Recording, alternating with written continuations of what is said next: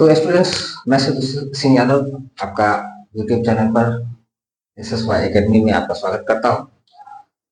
और मैं आज 10वीं कक्षा का चैप्टर नंबर 15 प्रायिकता का सॉल्यूशन लेकर के आया हूं, जो कि आपको 2026 के एग्जाम में VVI क्वेश्चन के रूप में आपको सहायता करने वाला है। और इस क्वेश्चन को देख करके आपको जो है परीक्षा में 100% नंबर आने की संभावना होती है, जो कि आप इन क्वेश्चनों को अगर देख लेते हैं, एक बार देख लेते हैं, बढ़िया से समझ लेते हैं, तो आप कोई भी क्वेश्चन छोड़ करके नहीं आइएगा। समझाने का तरीका बहुत अच्छा है। तो हम आपका ज़्यादा समय नहीं लेते हैं, सिर्फ ये कहना चाहेंगे, रिक्वेस्ट करना चाहेंगे कि आप मेरे चैनल को फॉलो कर लें, यानी सब्सक्राइब कर लें। यदि आप सब्सक्राइब किए हुए हैं तो उसको वीडियो को ज़्यादा से ज़्यादा शेयर करें, कॉमेंट करें, लाइक करें। बस यही मेरा कहना है, आप लोग यही मुझे नाम दे सकते हैं। तो मैं चलता हूँ इस क्वेश्चन की तरफ। क्वेश्चन है कि दो पासों को एक साथ फेंका जाता है, पासों के ऊपर आने वाले अंकों का योग 9 से बड़ी संख्या होने की प्रायिकता क्या होगी। तो इसमें जो है पासा पासा बहुत सारे विद्यार्थी जो है कहते हैं पासा क्या होता है। पासा लूडो में जो छक्का गोटी होता है, वो छक्का जो होता है उसी को हम पासा कहते हैं। तो दो पासे हैं जिसको हम फेंकते हैं और उस पर जो है 9 से बड़ी संख्या। अब हमने जैसा कि पिछले वीडियो में भी मैंने बताया है, पिछले चैप्टर वाले वीडियो में, कि सबसे पहले हमको क्वेश्चन को ऑब्जर्वेशन करना आना चाहिए, क्वेश्चन को समझना आना चाहिए, और क्वेश्चन में क्या है उस बात पर अगर गौर करे और क्या करने के लिए कहता है ये गौर करे, तो हमारा प्रश्न हल होगा ही होगा, 100% हल होगा। तो दो पासों को एक साथ फेंका जाता है, दो पासे हैं और दोनों को एक ही साथ फेंका जाता है। पासों के ऊपर आने वाले अंकों का योग जो है, अंकों का योग 9 से बड़ी होनी चाहिए। आप मन में सोचिए 9 से बड़ी क्या हो सकती है। दो है, छक्का में जो है, लूडो छक्का में आएगा तो 9 से बड़ी क्या हो सकती है, ज्यादा से ज्यादा 6 आता है। अगर दोनों पर 6 आता है तो 6 4 10, 6 6 12 होता है। अगर 6 5 आता है तो 6 5 11 होता है। अगर 6 4 आता है तो 6 10 आता है। अगर 6 3 आता है तो इसमें जो है 9 होता है। लेकिन 9 से बड़ी, तो 9 से बड़ी हो सकता है 10, 11 और 12, यही हो सकता है 10, 11 और 12। अब देखिए यहाँ पर हम थोड़ा सा अच्छा से समझा देते हैं, बनाने का तरीका कोई जरूरी नहीं है लिखना, लेकिन फिर भी हम आपको समझने के लिए लिखते हैं। दो जो है पासे हैं, तो दो पासों में आ सकता है एक एक, एक 2 आ सकता है, एक पर 1 आएगा, एक पर 3 आ सकता है, एक 4 आ सकता है, एक 5 आ सकता है और एक 6 आ सकता है।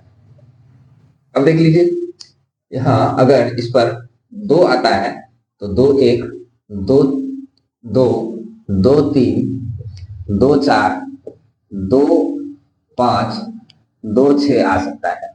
फिर यहाँ 3 1, 3 2, 3 3, 3 4, 3 5 और 3 6 आ सकता है। 4 1, 4 2, 4 3, 4 4, 4 5 और 4 6 आ सकता है। फिर 5 1, 5 2,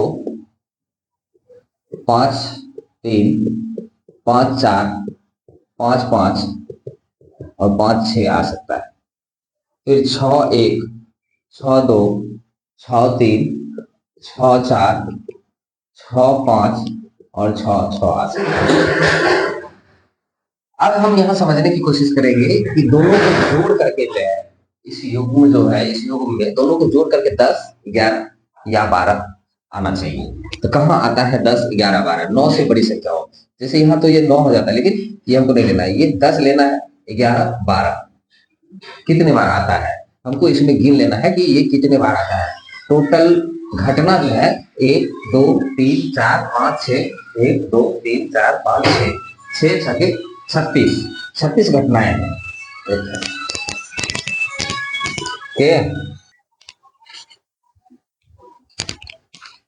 यहाँ पर 36 घटनाएं हैं, तो 36 घटना में कितने बार जो है 6 से बड़ी संख्या, सॉरी 9 से बड़ी संख्या आती है। तो 1 2 3, फिर ये 4, ये 5, ठीक है।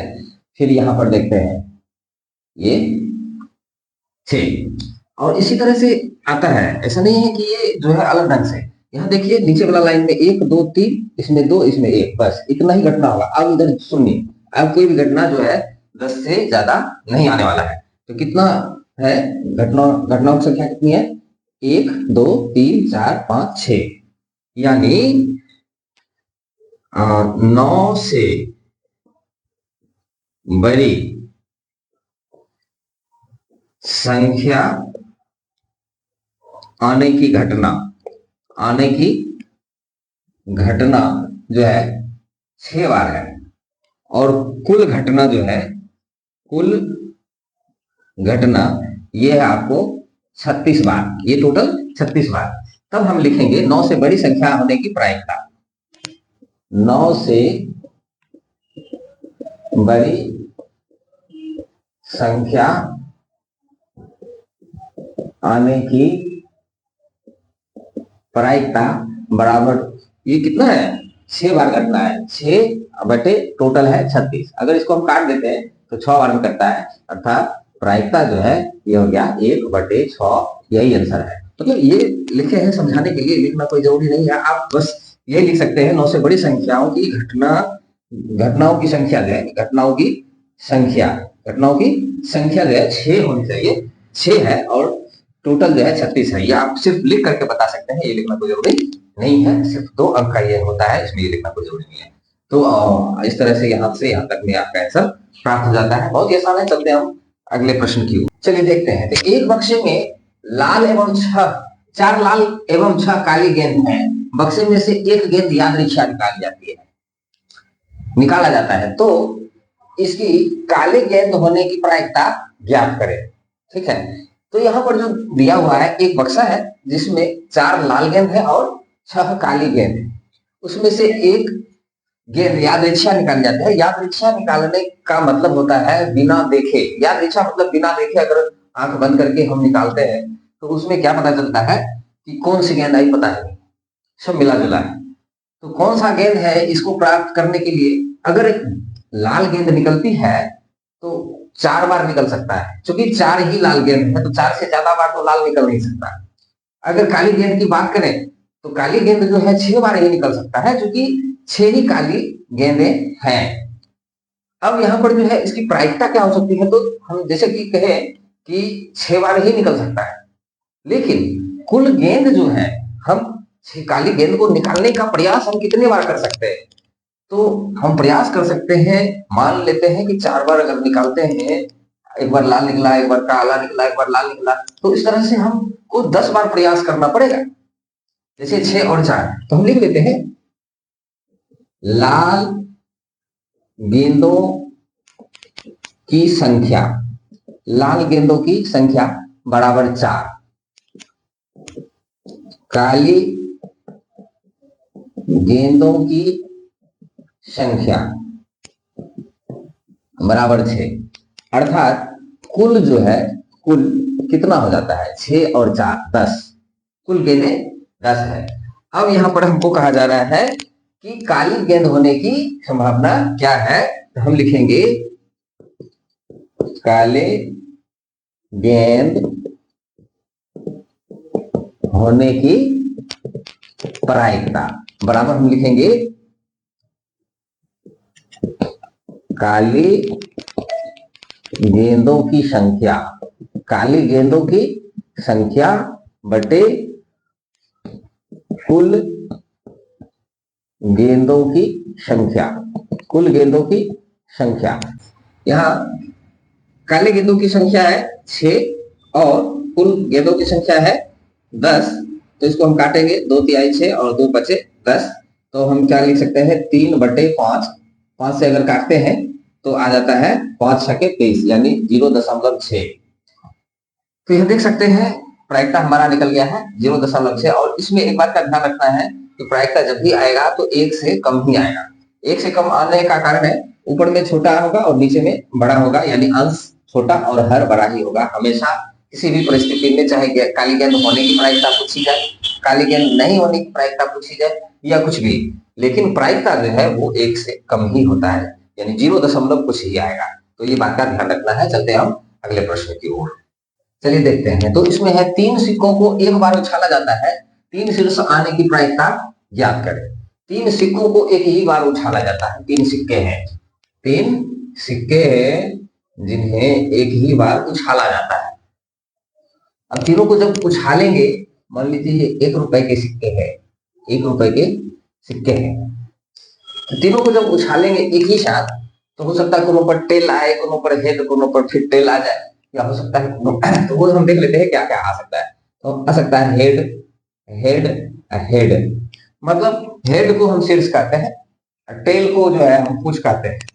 ठीक है, तो हेड जो है, हेड या टेल आता है सिक्का को उछालने पर, तो हेड आ सकता है। अगर ये हेड है तो ये भी हेड हो सकता है, लेकिन ये टेल हो सकता है। हो सकता है ये हेड हो, ये टेल हो, ये भी टेल हो, ऐसा हो सकता है। या ये हेड है, ये टेल है और ये हेड हो जाए, ऐसा भी हो सकता है। हो सकता है यहाँ टेल है, यहाँ जो है ये टेल है, ये भी हेड हो सकता है। ये हो सकता है टेल है, ये हेड है और ये टेल हो सकता है। ठीक है, और ये टेल है, ये टेल है और ये भी टेल हो सकता है। 1 2 3 4 5 6 7 8 घटनाएं होती है। ये टेल है, ये हेड है और ये हेड है, ऐसा हो सकता है। 8 घटनाएं हो सकती है तीन सिक्कों में। ठीक है, अब क्या है कि कुल घटनाएं 8 है। इसमें हम देख रहे हैं प्रश्न में दिया है कि तीन शीर्ष आने की प्रायिकता। तो तीन शीर्ष, इसमें देखिए तीनों शीर्ष एक ही बार आ सकता है, इसमें और भी कहीं नहीं है कि तीनों शीर्ष ही आएगा। तो हम लिखेंगे तीन शीर्ष आने की प्रायिकता बराबर तीन शीर्ष एक बार आया है, इसलिए एक, और कुल घटनाएं कितनी है तो 8, तो हम लिख देंगे 8। ये आपका आंसर हो जाएगा। देखिए बहुत ही आसान है और उसको समझना भी बड़ी आसान है। हम चलते हैं अगले प्रश्न की ओर। चलिए देखते हैं। तो इसमें लिखा है कि तीन सिक्कों को एक ही बार उछाला जाता है और कम से कम 2 चित आने की प्रायिकता क्या होगी। फिर वही प्रश्न है, इसमें कहा जा रहा है कि कम से कम 2 चित आने की प्रायिकता क्या होगी। तो हम देखते हैं उसी प्रकार से कि हेड हेड हेड हो सकता है, हेड टेल टेल हो सकता है, और ये हेड, ये हेड, ये टेल हो सकता है, ये हेड हो सकता है, ये टेल और ये हेड हो सकता है, ऐसा हो सकता है। अगर ये टेल होता है तो ये टेल और ये हेड हो सकता है, ये टेल, ये हेड, ये टेल हो सकता है, ये टेल, ये टेल, ये हेड हो सकता है, ये टेल, ये टेल, ये टेल हो सकता है। 1 2 3 4 5 6 7 8 तीन सिक्का को उछालने पर जो है 8 घटना प्राप्त होता है। 8 घटना में देखते हैं, कह रहा है कि कम से कम 2 चित, यानी ज्यादा नहीं आ सकता है, लेकिन कम से कम 2 चित जरूर आना चाहिए। 2 चित वाले देखते हैं। चित मतलब टेल, 1 2, इसमें भी है 3 4, इसमें भी 2 है 5, तो 5 संख्या है। तो जैसा कि 2 चित आने की संख्या, 2 चित आने की संख्या कितनी है 5। कुल घटना की संख्या जो है ये 8 है। तब कम से कम 2 चित आने की प्रायिकता जो है 5/8, 5/8, ये आपका जो है उत्तर प्राप्त होता है।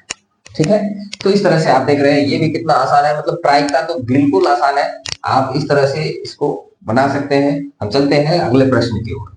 चलिए देखते हैं। अगला प्रश्न है कि अच्छी तरह से मिलाए गए ताश के पत्तों में से एक पत्ता यादृच्छा खींचा जाता है, तो इसके चिड़िया होने की प्रायिकता क्या होगी। अब हम चलते हैं ताश के पत्तों में। ताश के पत्ते जो होते हैं, कुल संख्या इनकी होती है 52। ताश के पत्तों की कुल संख्या, ताश के पत्तों की कुल संख्या होती है 52। अब बहुत सारे बच्चे हैं जो कि ताश के पत्तों के बारे में जानते हैं, लेकिन बहुत सारे ऐसे बच्चे हैं जिन्हें ताश के पत्तों के बारे में नहीं मालूम है। तो हम बता दें ताश के पत्तों में 4 प्रकार के पत्ते होते हैं, जिनमें ये चारों है। जैसे काला पान जिसको हुकुम कहा जाता है, हुकुम का पत्ता भी कहा जाता है। दूसरा होता है लाल पान। तीसरा होता है चिड़िया।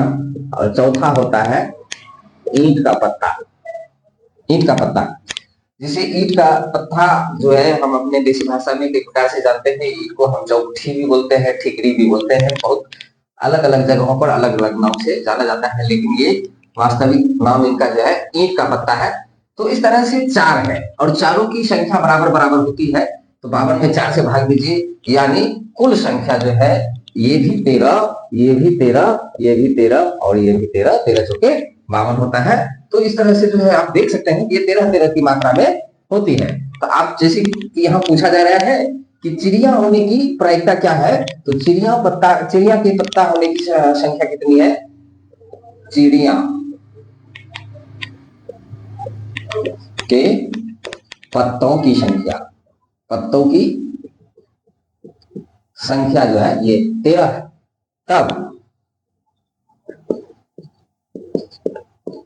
चिड़िया होने की प्रायिकता बराबर हम लिख सकते हैं 13/52। काट देते हैं तो 4 बार में कटता है, यानी 1/4 इसका आंसर होगा। आप इस तरह से देख सकते हैं। चलते हैं हम अगले प्रश्न। ये देखते हैं अगला प्रश्न देखने में बहुत ही लंबा है, देख करके घबराइएगा मत, बहुत ही आसान है। 20 बल्बों के एक समूह में 4 बल्ब खराब हैं।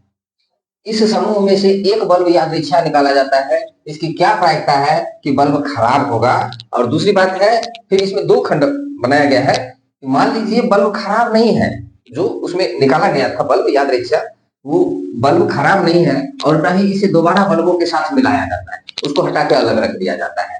अब शेष बल्बों में से एक बल्ब यादृच्छा निकाला जाता है। इसकी क्या प्रायिकता है? यह बल्ब खराब नहीं होगा, मतलब बढ़िया बल्ब होगा। तो देखते हैं यहाँ पर हम लिखते हैं कुल, 1 नंबर का हम बनाते हैं कुल बल्बों की संख्या। कुल बल्बों की संख्या ये है 20। खराब बल्बों की संख्या ये है 4 बल्ब खराब है। यदि 20 बल्ब में से 4 बल्ब खराब है तो अच्छे बल्ब कितने होंगे? अच्छे बल्बों की संख्या कितने हो जाएंगे? 16। 20 में से 4 घटा देंगे, 16 बल्ब है। अब यहां पर जो है खराब बल्ब होने की प्रायिकता क्या है, तो लिखेंगे खराब बल्ब होने की प्रायिकता। तो कितना है खराब बल्ब? कुल है 4 और इसका टोटल जो है ये 20 है। अगर इसको काटते हैं तो 4 बचे 20, यानी 1/5 इसकी प्रायिकता है। ठीक है, अब दूसरे प्रश्न पर चलते हैं। दूसरे प्रश्न में लिखा हुआ है कि मान लीजिए बल्ब खराब नहीं था, इसमें से जो निकाला गया वो अच्छे बल्ब थे।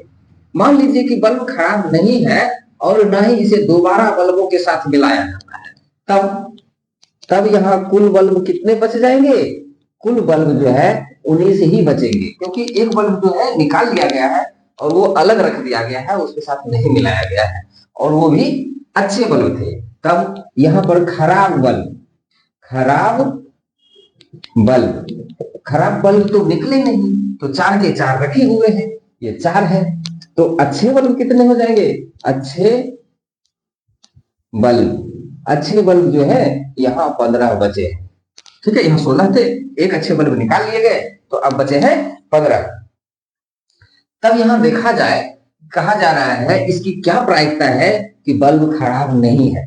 ठीक है, तो जिस भाषा में यहाँ लिखा हुआ है उसी भाषा में हम जवाब देंगे।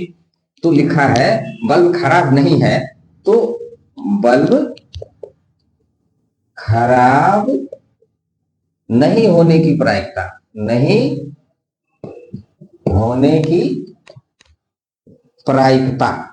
बल्ब खराब नहीं होने की प्रायिकता क्या होगी? क्या वो बल्ब नहीं खराब है? यानी 15 में बल्ब खराब नहीं है तो हम लिखेंगे 15 बटे टोटल कितना है 19। यही आपका आंसर हो जाएगा। आप इस तरह से उत्तर दे सकते हैं। देखने में प्रश्न बड़ा भले लग रहा है लेकिन बहुत बड़ा नहीं है, इसको आसानी से समझा जा सकता है, बनाया भी जा सकता है। तो देखिए इस तरह से कितना हल्का प्रश्न है। अब चलते हैं हम अगले प्रश्न की ओर। देखते हैं, यहाँ है लिखा कि दो खिलाड़ी संगीता और रेशमा टेनिस का एक मैच खेलते हैं। यह ज्ञात है कि संगीता द्वारा जीतने की प्रायिकता 0.62 है, तो रेशमा के जीतने की प्रायिकता क्या होगी। ये भी बहुत आसान है और इस प्रकार का एक क्वेश्चन या तो ऑब्जेक्टिव में या 2 नंबर वाला सब्जेक्टिव में लघु उत्तरीय में जरूर पूछा जाएगा, 100% है। इसलिए इस क्वेश्चन को आप जरूर देख लें, ठीक है। तो देखते हैं कि दो खिलाड़ी संगीता और रेशमा है, ठीक है, जिसमें यह ज्ञात है कि संगीता के जीतने की प्रायिकता हम लिख लेते हैं जो दिया हुआ है। संगीता के जीतने की प्रायिकता कितनी है 0.62, ठीक है। और रेशमा के जीतने की प्रायिकता क्या हो, रेशमा के जीतने की प्रायिकता, तो इसका मतलब है कि यह प्रायिकता जो होती है संगीता के जीतने की प्रायिकता और संगीता के हारने की प्रायिकता, ये दोनों मिलाकर के एक होना चाहिए, या फिर रेशमा के जीतने की प्रायिकता और रेशमा के हारने की प्रायिकता को दोनों को मिलाकर के एक होना चाहिए। तो यहाँ पर जो है, यहाँ पर दिया हुआ है 62 है। अगर जीतने की प्रायिकता इसकी 62 है, 0.62 है, तो इसके हारने की प्रायिकता क्या होगी, और जो इसके हारने की प्रायिकता होगी वही रेशमा के जीतने की प्रायिकता होगी। तब हम लिख सकते हैं कि 1.00, क्योंकि 0 दशमलव के बाद 2 अंक है इसलिए 1.00 माइनस 0.62 कर देते हैं और हमें उसकी प्रायिकता प्राप्त हो जाती है। जैसे क्या आ जाएगा 0.38 आ जाएगा। तो रेशमा के जीतने की प्रायिकता 0.38 होगी। और ध्यान रखिए, ऐसा अगर है दो व्यक्ति है, दोनों की प्रायिकता को मिला करके एक होना चाहिए। अगर दोनों को जोड़ दिया जाए तो यहाँ पर एक आ जाएगा। तो देखिए कितना आसान है, मतलब बहुत ही आसान है। और एक प्रश्न ऐसा आना ही आना है आपके परीक्षा में, आप ध्यान से देख लीजिए, ये भी क्वेश्चन है। तो चलते हैं हम। तो गाइस देखते हैं, बहुत ही अच्छे तरीके से हमने आपको बीबीआई क्वेश्चन जो है प्राप्त कराया है। उम्मीद है कि आप लोग इसका बहुत अच्छे से अध्ययन किया होगा। और मेरा जो है आगे एक क्वेश्चन सेट को हम लेकर के आ रहे हैं। डेली हम जो है क्वेश्चन सेट आपको देंगे, जो कि फिर से पूरा ऑब्जेक्टिव और सब्जेक्टिव देख पाएंगे किस तरह से प्रश्न को हल किया जाएगा, ताकि हम अच्छे से अच्छे अंक प्राप्त कर सके। तो 2026 के एग्जाम में यदि आपको पास करना है, यदि आपको अच्छा अंक लाना है, फेल नहीं होना है, तो आप मेरी वीडियो को वीडियो का अगला सीरीज जो है आप देखते रहिए। आपको बहुत अच्छा लगेगा और आप जो है जरूर अच्छे नंबर प्राप्त करेंगे। धन्यवाद।